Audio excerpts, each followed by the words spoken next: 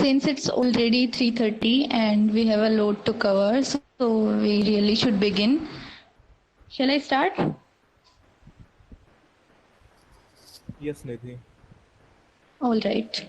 Hello everyone, I am Nidhi Yadav from Team Biomolecuties and I welcome one and all present here for today's session, that is second talk of our CRISPR Talk series. Last week we discussed CRISPR-Cas9 from gene therapy and cancer biology perspective, and today we are going to cover bioinformatics of CRISPR, recent progresses and drawbacks. So let's get started. Our first speaker for today's talk is Nidhi Shah. She would be discussing recent progress and developments in CRISPR technology.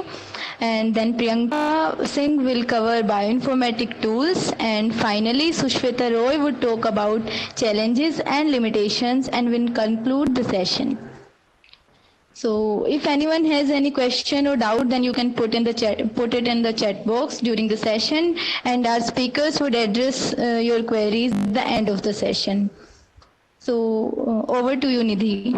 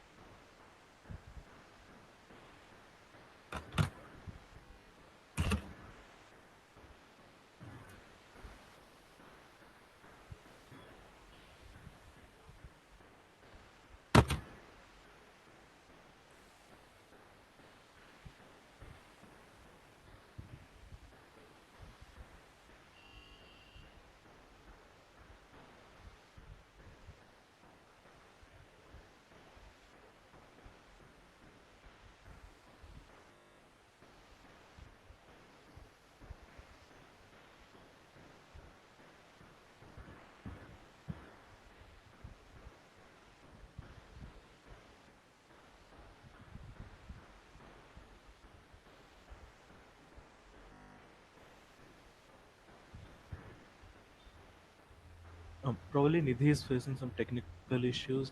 Just wait a minute. Audible to everyone?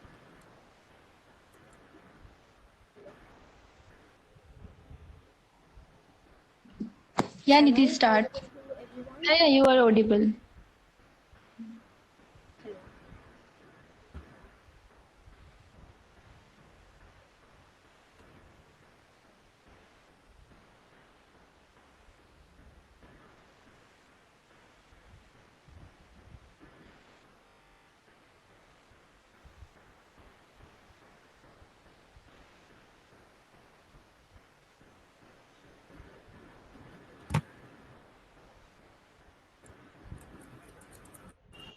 Hello. Okay, so good afternoon everyone. Today's my topic is recent progress and development of CRISPR and gene editing. Uh, Before we start, let's have a quick recap of CRISPR-Cas9 gene editing for those people who couldn't attend or join us in the last session of the series. So, different gene editing tools like zinc finger nucleases, ZFN, and talents, and also Cas proteins of CRISPR are generally used to facilitate the specific gene modifications. Further, after DNA double-stranded break, NHEG and HDR can be used to perform various functions of these proteins. So, for example, Cas9 genes can be along with SGRT can be used to recognize the DNA binding site and further knock in and knock out a variant which is known as CCR532, which has missing 32 base pairs. So this variant is present in two copies, like it is inherited in people, one from each parent. So why did he select this protein?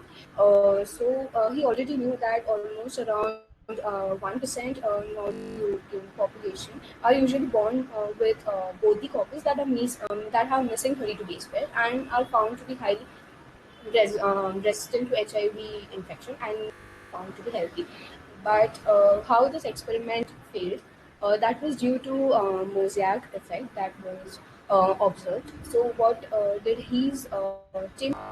They tried to not delete all the 32 base pairs, but they tried to cut out the CCR5 using CRISPR at one end of the natural deletion, and then deleted 15 base pairs in loose copies, and they also delete in the other.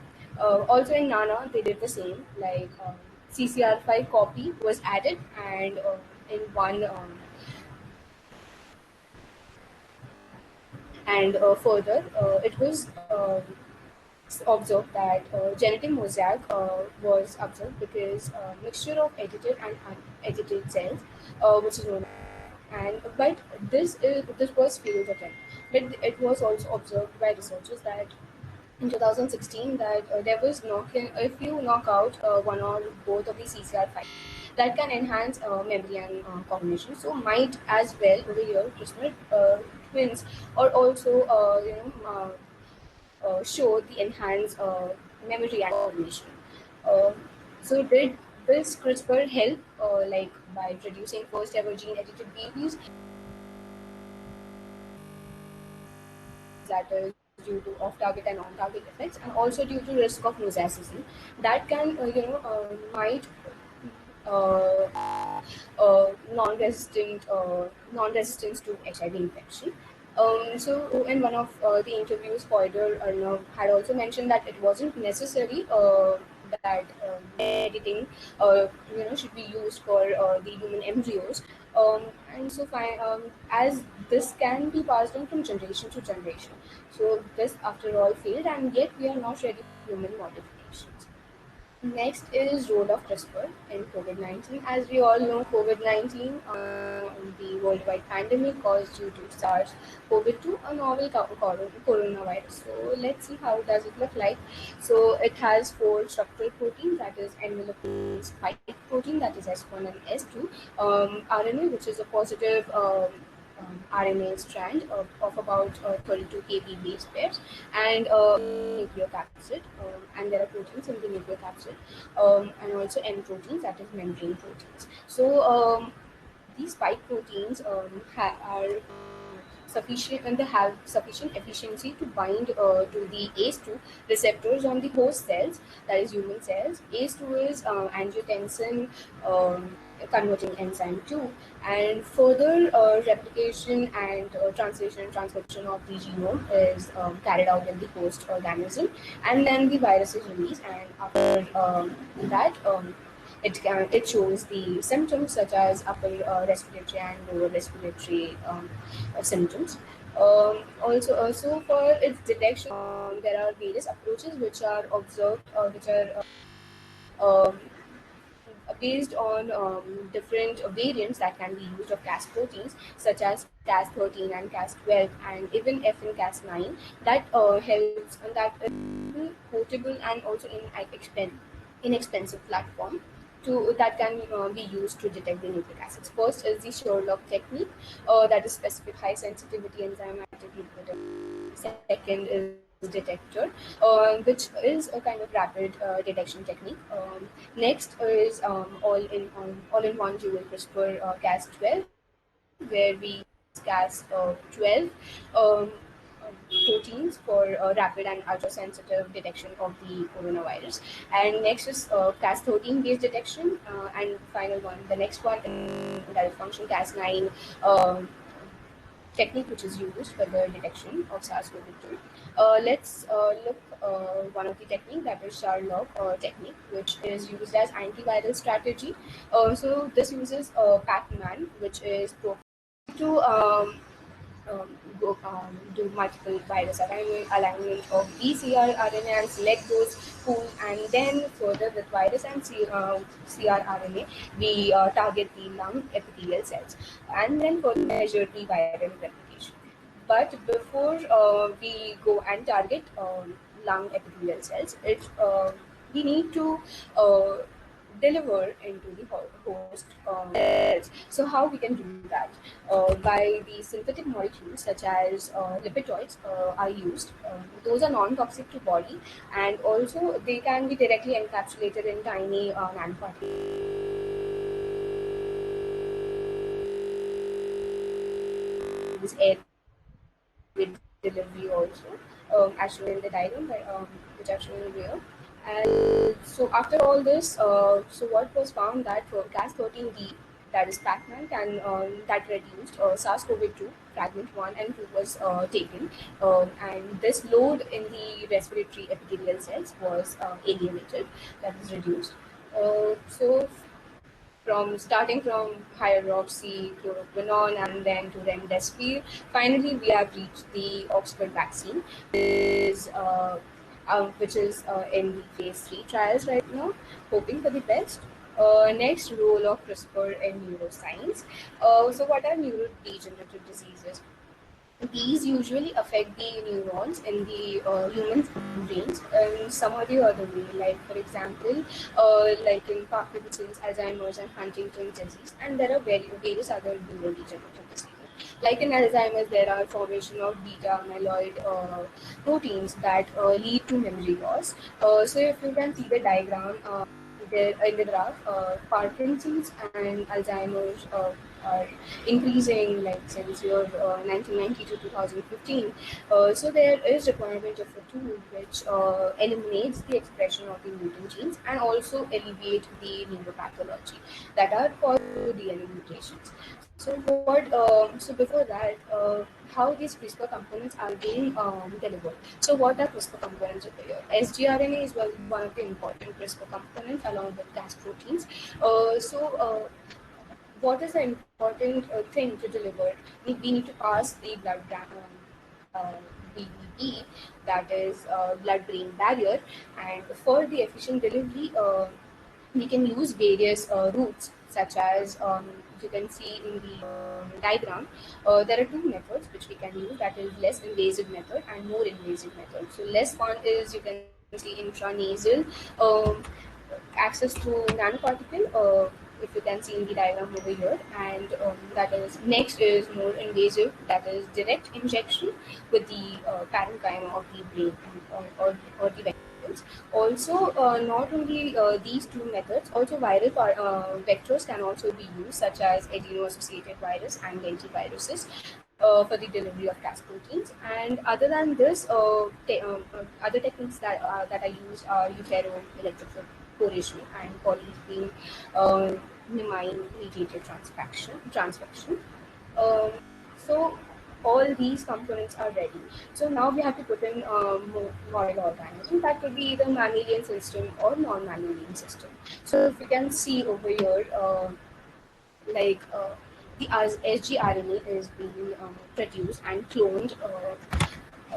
Then they are validated, and then further sgRNA efficiency and specificity is checked after stereostatically injecting into the Cas9 mouse, or either the wild type mice, or aged or disease models, or reporter lines, or either or even non-human primates can be used. So after 6 weeks, we can validate the efficiency and the specificity of the of this strategy of delivering the Cas9 in mammalian brain. Also, other than this, we can use iPSC technique, that is in vitro pluripotent stem cells that can be used to for even Parkinson's, Alzheimer's, Huntington's disease, and they closely mimic the cellular and molecular features of human cells. So over here, if you can see, diagram that is it shows that using GWAS, that is Genome Wide Association, we can evaluate the disease candidate for from the large population.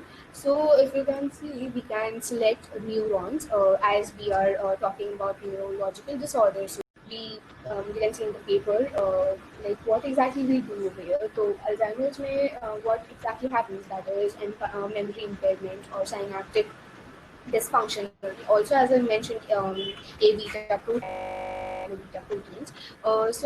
Now beta secretase one, that is base one, is one of the protein that is required for the production of these peptides, that is amyloid beta proteins or peptides. So this can be targeted and can be used as potential therapeutic strategy for the treatment of Alzheimer's disease. Also, to do this, CRISPR-Cas9 loaded nano complexes can be efficiently used to target these base ones, and then that are present in the post-mitotic neurons. And this was carried out in adult mouse brain, which showed uh, quite good results in mice, and showing less of a memory impairment. And Next and the last one is not just CRISPR-Cas9 strategy is used in eukaryotic animal cells, but it also can be used in editing eukaryotic plant cells, that is agriculture. So one of the people I have added over here is you can high efficiency can be observed and genome editing can be done. So how is it done? How is it different from animals and microorganisms? So this technique, that is genome editing in plants, is usually depends on the transformation that should be stable, like the construct made, that is Cas9 and sgRNA. It should show stability in the cells, and this uses agrobacterial mediated transformation. So, five binary vectors are selected, that is P ubiquitin or P35S promoters that are selected as plants selectable marker genes, and promoters are further used. Cloning of 4 sgRNA expression cassettes into the CRISPR-Cas9 binary vectors are are carried out by using single Golden gate ligation or Gibson assembly. So after doing all this experiment on the technique, we finally are able to target the multiple genes and sites in monocots and dicots. So these were the recent progress and developments. Not just these, there are many other experiments that are carried out by a lot of researchers. So, and all these require many tools, many computational tools that are required. So I would invite or tell my colleague to continue the next part of the presentation. So Priyanka, can you just join in? Thank you, Nidhi. Am I audible?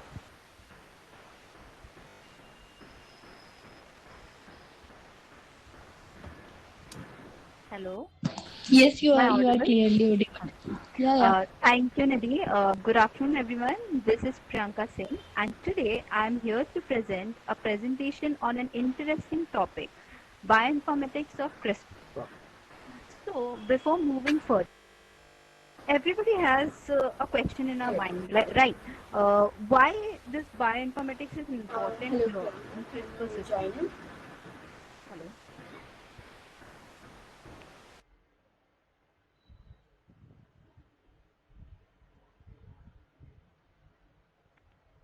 Hello. Yeah, Priyanka, continue. Okay. There were background noises. Okay, I will continue. Okay. Uh, yes, so the first question that comes in our mind is why bioinformatics is important and what is its role in CRISPR?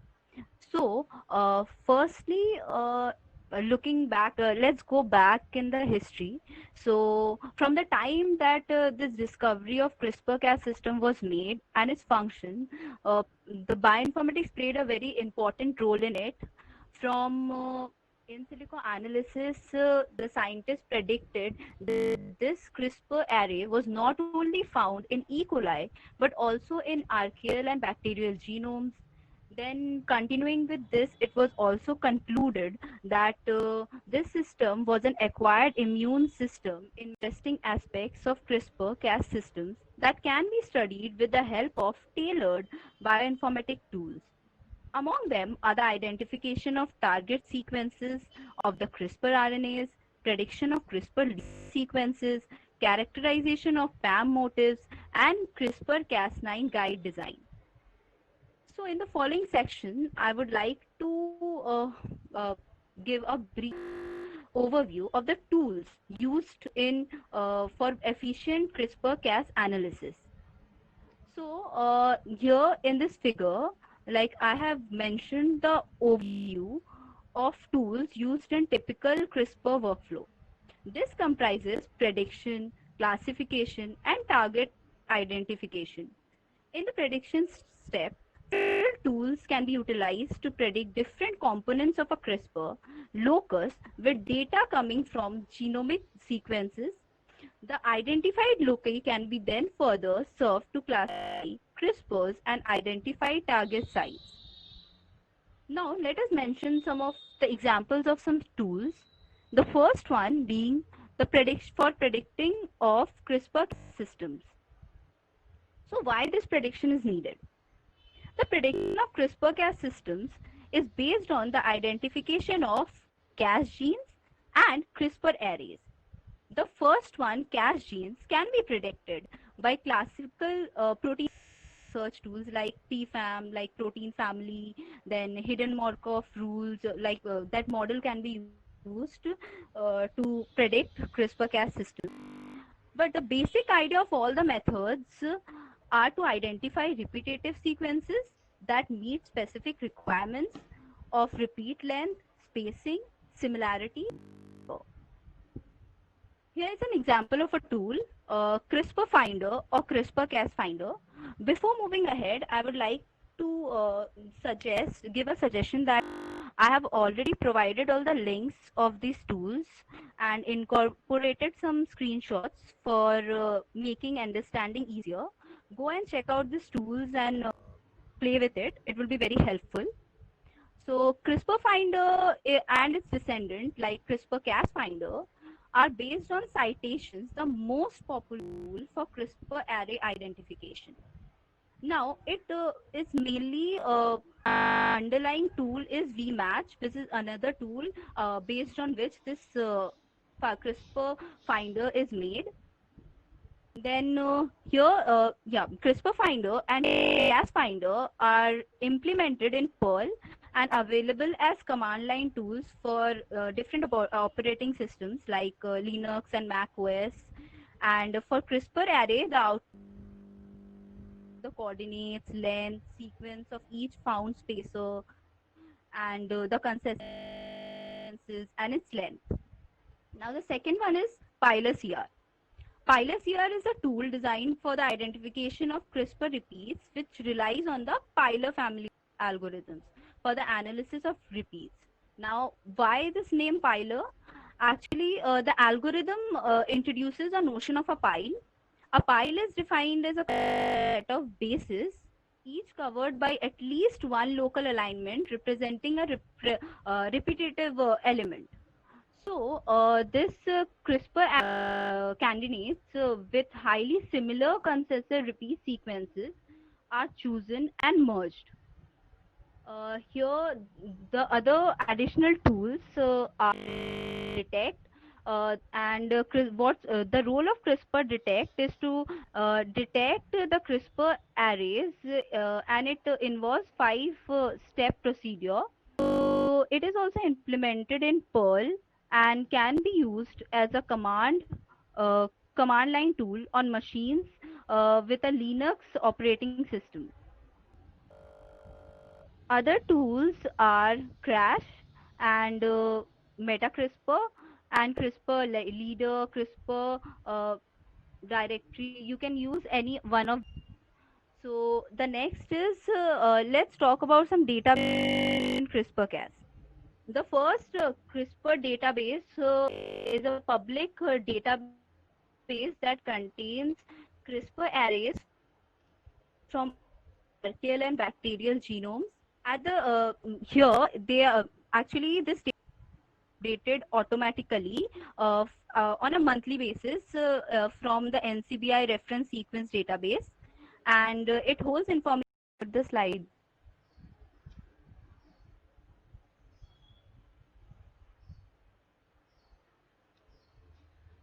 Yeah. CRISPR map was the first algorithm for the classification of CRISPR-Cas systems. And this CRISPR map are used to study the coevolution of CRISPR arrays and 6 proteins only. Then I have provided the web server for this CRISPR map. You can check it out. Then the other other predictions which can be done by using in silico methods are PAM prediction, then target identification, and RNA design. For PAM prediction, you can use Casper PAM, and for target identification, there are certain tools like CC Top, Cas of Fine, and more recently published CRISPR, which is very efficient. And for guide RNA design, you can use eChop, then CRISPR era, and CRISPR or these are some tools used to design RNA sequences. Yeah, all the yes. So then many aspects of CRISPR systems are already covered by several tools, and these have achieved sophisticated levels of performance throughout the years. Nevertheless, we can still expect improvements from newer algorithmic developments. The ever-growing pool of genomic and metagenomic data, and not but not the least, the use of new technology from the fields of learning and artificial intelligence can help to develop more such tools that can be used in the future, as this area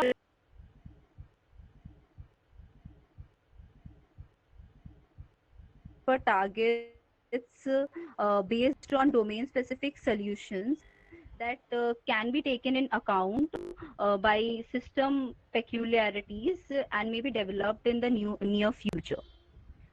Now, friend Shweta will further continue with the presentation and give some insights on the challenges and limitations of CRISPR-Cas system. Over to you, Shweta. Yeah. Thank you, Priyanka. I'm Susweta Roy, and I will be talking about the limitations and the controversies of this book. So let us go through what I'm going to talk about today. So first, I will be talking about the cancer effects, like how wound can actually act as a cause as well, how the off-target deletions and mutations can be very lethal, the game of toss like NETG or HDR systems, these are engages. And then in the next progression, we are going to talk about some ethical issues, and then we are going to go and talk about some bypassing techniques. So first, we are going to talk about what are target mutations. So Alan Bradley of Wellcome Sanger Institute says that CRISPR system can cause 1 out of 5 off-targets every 100 base pairs. So let us see how.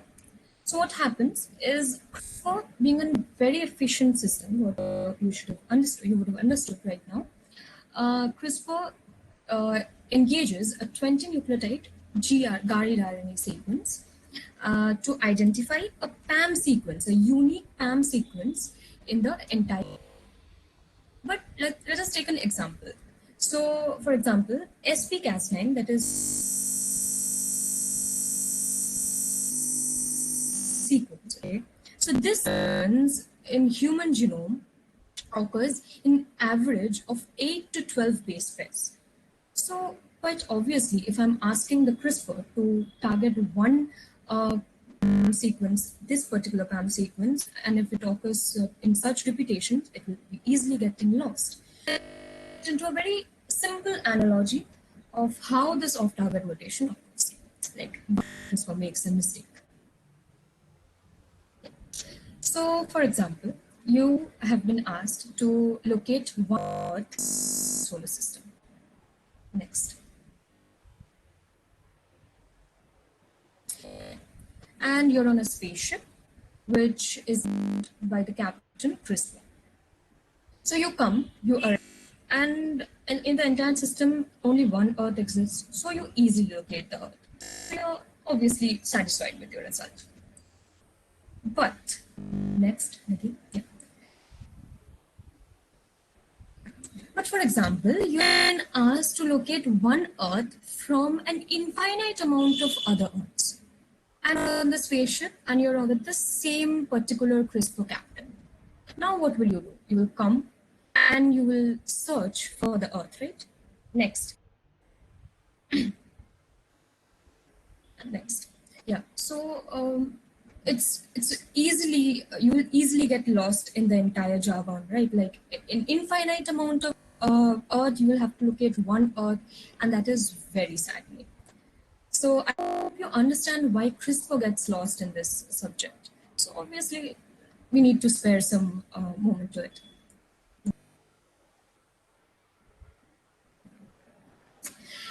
Now let's talk about how this boom can also be a curse.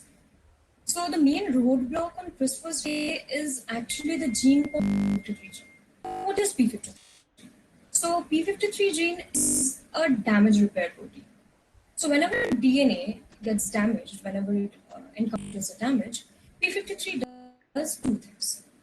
P53 screens the damages and either that the cell is irreparably damaged and not live, so it leaves the cell to the apoptosis and kills itself. The other path that it can lead to is like it can arrest the cell cycle, mostly after S phase and cell cycle. So it arrests the cell cycle, takes the cell to the DNA repair, and then gives a green signal for the cell to proceed. Now, how is this hindrance in the CRISPR's way? So what CRISPR does, as we talked about, what CRISPR does is gives a double-stranded break in the entire genome.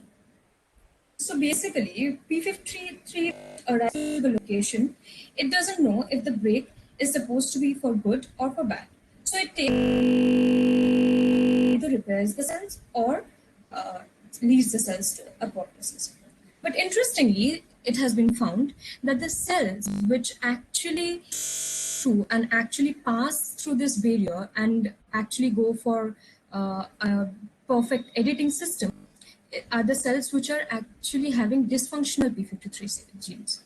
So what is the problem with those genes?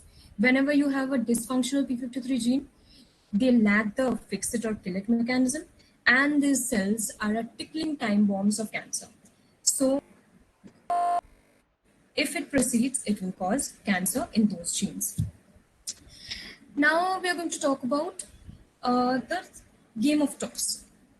CRISPR comes and it cuts the DNA and it causes nicks and everything. So CRISPR's job is done. CRISPR's job is to locate, Cas9's job is to cut, and their job is done. Now after this, what the cell does is its own system. So the cell decides which pathway to take to repair the damage. In process of that, it introduces more mutations in that part and knocks out the gene. So how does it happen? So there can be two different pathways that the cell can take. Non-homologous end joining and HDR, that is homology directed repair. So non-homologous end joining is a very error-prone process. Why is it an error-prone process? We'll get. And homology directed repair is very precise in its editing. Next. So we're going to talk about the decision that the cell needs to take. So it also depends on the pathway, basically. NHAG is restricted to G1, S, and G2 phases, while AGR prefers the S and G2 phase. So in absence of a repair template, so repair template is the template that it considers to make the repair system just like when it's doing an replication. So in absence of a repair system, NHAG comes to play, and it works 20 to 60% efficiency. But in the process, it introduces uncontrollable amount of mutations. It can cause frame shift mutations and premature stop codons. So if I want a very controlled and precise mechanism, I would rather not choose NHG. But in repair template, HDR comes to play. And HDR being highly efficient, we can control the mutations that it is causing. It can easily work with even a 90 nucleotide long assist OTM repair template. So we try to combat this situation. I will talk about that in the next part of my slide. Next. And some expectations. So we all have high expectations from CRISPR, right? Like because it's one of the most efficient gene editing tools till date. So, but it sometimes fails the expectations as well. Like it fails in invading viral capsules. Viruses being very small, very difficult to invade their physiological barriers. So it is possible nowadays, but it is possible, but very efficiently if you talk about a recent, almost a few weeks back, Cas5 has been introduced in our world so that we can efficiently edit those viral genomes. Now, editing and selection inefficiency. So whenever we work with a particular tool in any point of time, in any molecular work, we try to identify our cells after it is mutated or after it's edited, right? Otherwise, we won't be able to see the result. But what happens? So to select, we mostly introduce some selection markers like antibiotics or something like that. So what happens after CRISPR editing process is that the cells do not normally behave, do not normally respond in the presence of toxic selection. So one problem. And then if your cell does not expand or divide in the culture properly because of the effect of this particular CRISPR tool, then selecting a subpopulation will be very difficult and your entire experiment will not have any data for you to conclude. So next. Yeah. Okay, so now the huge debate. Why don't we yet create edited human process? So I'm going to give you a very small example, like what are the potential threats of why not doing that? So the potential effects on ecological balance. So a recent study by Grants and Beer in 2015 introduced us to the mutagenic chain reaction by CRISPR-Cas9 system in Drosophila.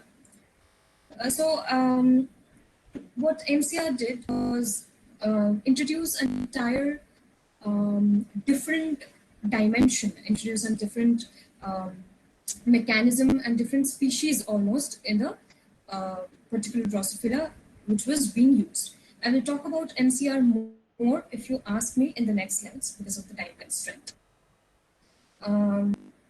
So what happened was like we don't know about MCR much. In our current knowledge, we don't have much knowledge about MCR. So it can possibly cause severe consequences of entire change of species and effect on ecological balance. That's definitely not what we want. Human ethics. Then comes the societal and the scientific norms that we should always follow. Because otherwise, if we cause a change in the germline, then we need to talk about the repercussions as well in the next part. So, next. So the possible escape routes are what we are going to talk about. Like these are the problems. So we are going to talk about possible escape routes. Off-target mutations, which is very difficult to minded. So off-target mutations, what we can do rather, is take some Cas9 variants. One, we can do some directed evolution. So what is directed evolution? Directed evolution, we can, create the guide RNA sequence of it so that we can in a more concise and particular way choose those families which are very rarely in the entire genome, so that the CRISPR-Cas9 doesn't get lost and do off-target mutation.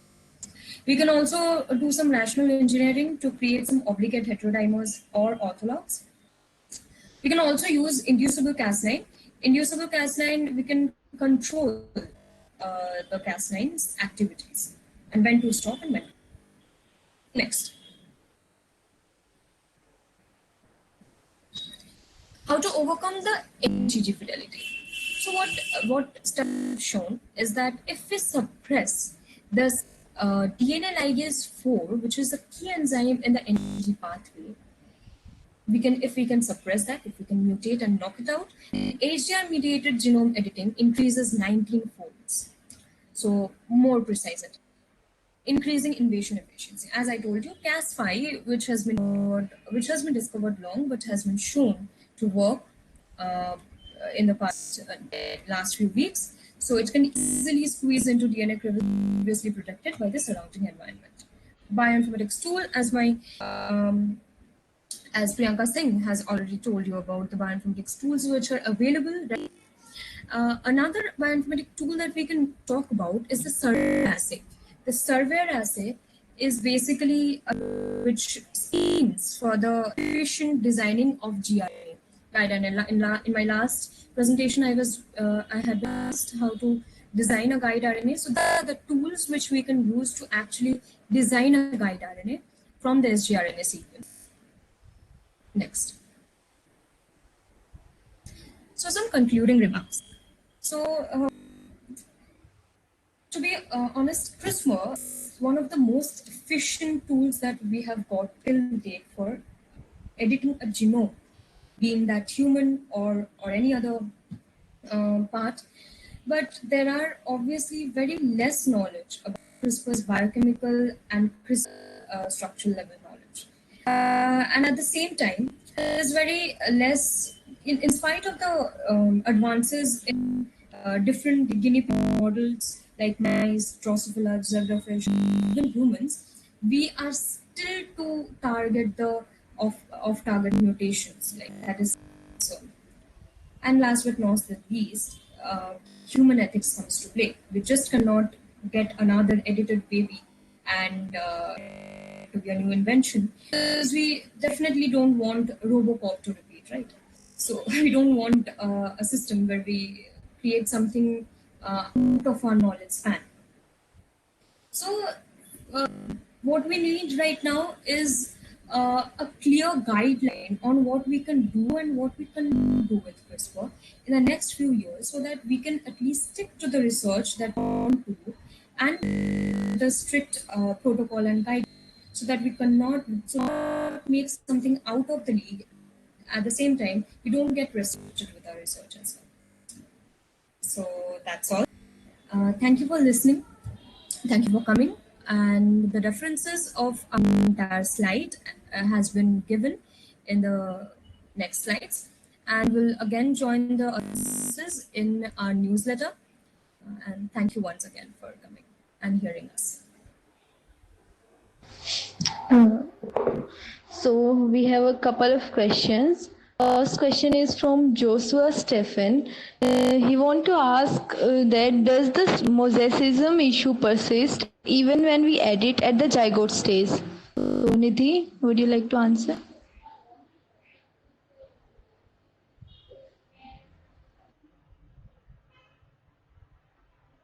You can hear me? Hello. Yeah. Okay. It would persist if at all there is editing of these genes. That is, like if you edit some cells and if you edit other cells, it might, of course, irrespective of what stage you are editing, of course it would affect this effect, of course, would persist even after generations to generations. Also, it could observe, it could be seen, and yeah, I think this is the answer. I don't know, like I don't know the exact answer to this, but as far as I know, the concept of mosaic effect, I think it might persist. I hope Joshua got his answer. So, question is from Rishabh Jain. So, he want to ask differences in the specificity and sensitivity of Sherlock technique in comparison with RT-PCR, ddPCR, and normal PCR in detection of COVID-19. Okay. I haven't studied about, or I have not compared the techniques while making the presentation. So I wouldn't like to give a long answer. So I would like to skip, and I would sure give answer to this question after I go through couple of or maybe couple of information, like good information. I would not give wrong answer to this. So sorry, Rishabh. All right. So next question is for Susweta, I guess. So the question is, Joshua want to ask about the role of epigenetics with regard to targeting in CRISPR. Yes. So the role of epigenetics in of targeting, as you clearly stated, that when a gene is more highlighted, it is a target, like you will it will be more clinically active. But mostly the problem is that we do in vitro analysis and in vivo analysis. So obviously the efficiency, when we are targeting in models or in like humans, for example, since human trials are already restricted, whenever an in vitro analysis we are trying to replicate in a in vivo process, obviously the efficiency is affected. And but to what statistics I might not be able to tell you, right? But the efficiency is obviously affected. So okay, the next question is for Priyanka. Okay, I would like to add one point, if you don't mind, Susweta.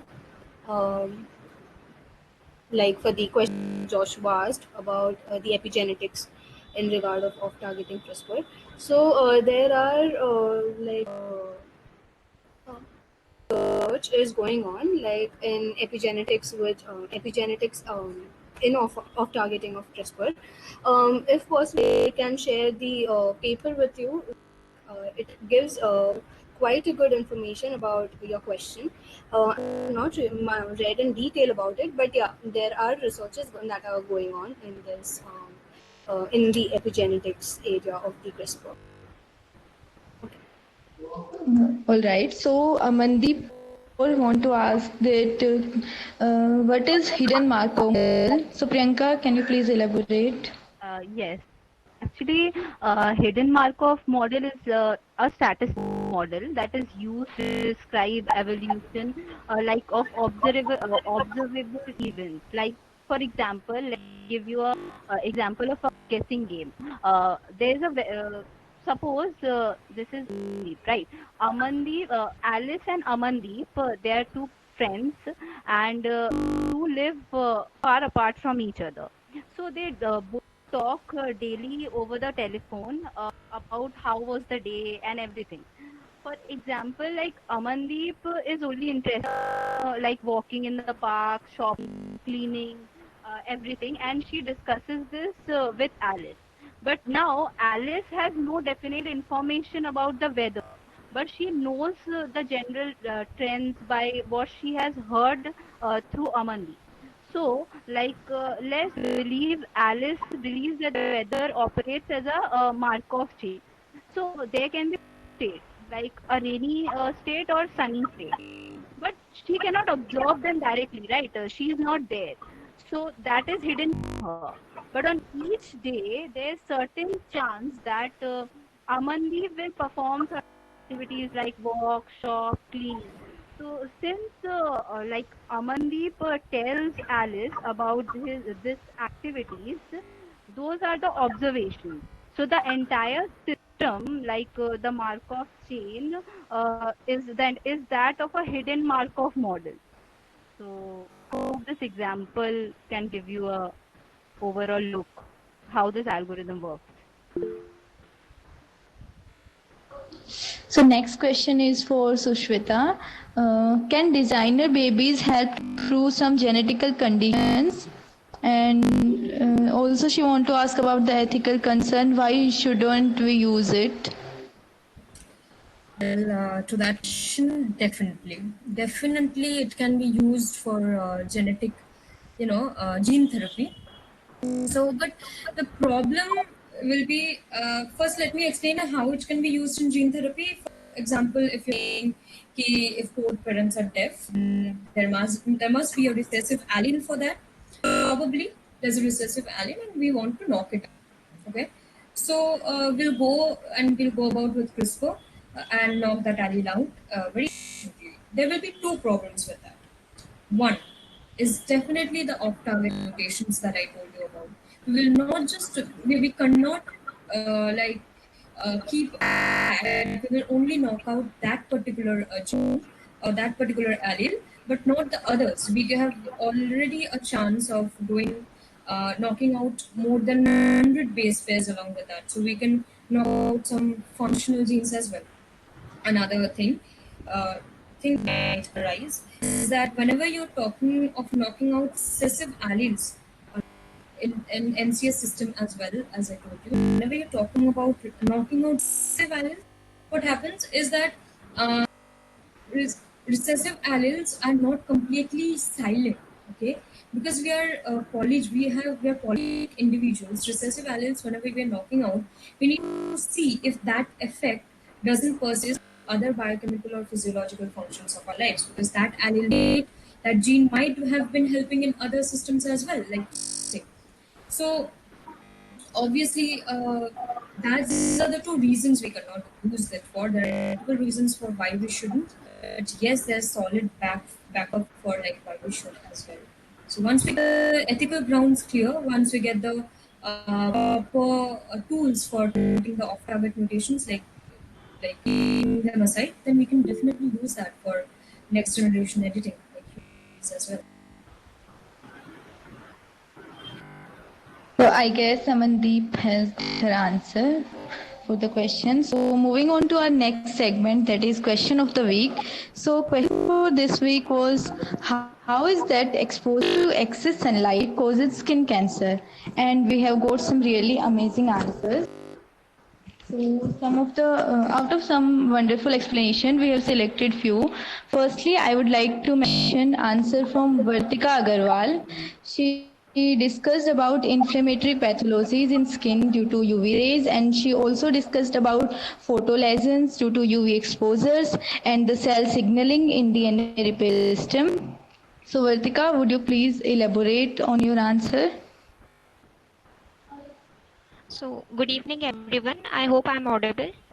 Yeah, you are clearly audible. So, yeah, actually, what happens is that when our body is exposed to excessive sunlight, there is this component of UV. We know that there are three types of UVA, B, and Right. C. So, UV, B, and C, they are capable of creating double bonds because they are of shorter wavelength. And due to this, what happens is there is formation of normal covalent bonds, and this alters the 3D structure of DNA.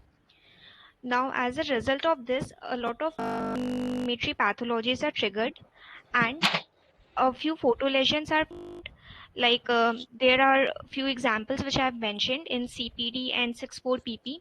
These mutations are highly mutagenic, and they they are involved in forming photolesions, and they interfere with the DNA replications and transcription machinery, due to which skin our body gets more exposed to skin cancer. All But right. yeah, Yeah, continue. so but also exposure to little sunlight is very important. when our body is exposed to sunlight, we know that it is a very important source of vitamin D. So what happens is that actually this exposure to UV in initial stages, like when we are not exposed to excessive UV, in initial stages there is this a hormone called melanin which is secreted, and melanin binds to MC1R receptors on melanocytes. So this will activate a cascade process, a downstream signaling process, which will help in boosting the DNA repair machinery. So as long as the sunlight is to some point where we can bear it, where this melanin pigment is able to repair the DNA machinery, till then we can bear it, and we are not vulnerable to skin cancer. But beyond a point, yes, excessive sunlight will cause skin cancer. So that's all. I hope I have explained it well. Yeah, correct. So thank you, Artika. So next answer we would like to go with was given by Hridyanka. She explained the component of radiations in sunlight, and she explained how UVB rays penetrate the skin and alter the genetic makeup. And so Hridyanka, would you like to elaborate a little on your views? Yeah, sure. So, as I said, sunlight is composed of these UV rays, infrared rays, and the visible light. So, as Vatika has already explained,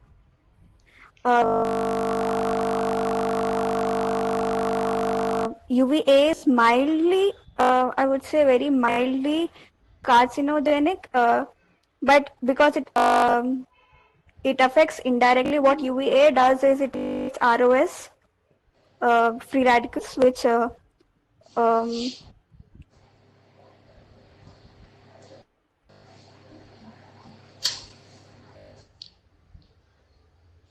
hello, hello.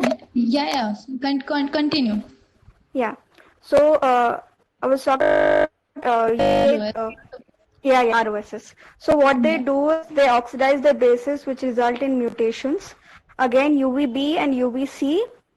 UVB is able to penetrate into the skin. UVC also, but what happens is most of the UVC is stopped by the ozone layer, but UVB enters into the system, into the DNAs, and they cause these dimerization reactions in the bases, as we know, pyrimidine dimers of TT and CC, which also result in they prevent the pairing of bases, and which also results in the breaking DNA replication. So this way, what happens is when these mutations happen, it will either affect the suppression of P53 gene, which is a tumor suppressor gene, or activate the proto-oncogene, which then leads to the which then leads to abnormal cell growth and hence tumor. I think that answers the question. Yeah, exactly. Thank you, Hridyanka. So, moving on, a really different perspective to the answer was given by Aisha. She discussed about elastin fibers and how skin loses its elasticity on exposure to harmful rays. So, we would really like to listen to her. Is she present? Aisha. Aisha, would you like to elaborate on your answer? Yes, ma'am. Actually, I replied that sunlight is beneficial for our skin because it has vitamin D. Many times we have learned from childhood that go to the sunlight and take that vitamin D. That's good for our bones even. Uh, but Exactly. but excess of exposure of sunlight leads to harmful diseases as well as leads to cancer also. And this cancer disease, as it contains harmful rays such as ultraviolet ray, infrared rays, which leads to irritations at first, but step by step it starts lose our skin starts losing our elasticity, which we call that elastin. That fiber contained in our skin is known as elastin. It starts to lose its elasticity, where these fibers get break down, skin begins to stretch and loses. This and as our skin is clearing easy and takes some time to heal. That particular area where it got damaged. It's good, but it can lead to that aging is also faster, as well as this cancer like harmful diseases also. All right. You have Thank you, completed. Aisha. Most welcome. So, at last, I would like to thank one and all present here for our today's session and for your patience listening. So, thank you, everyone.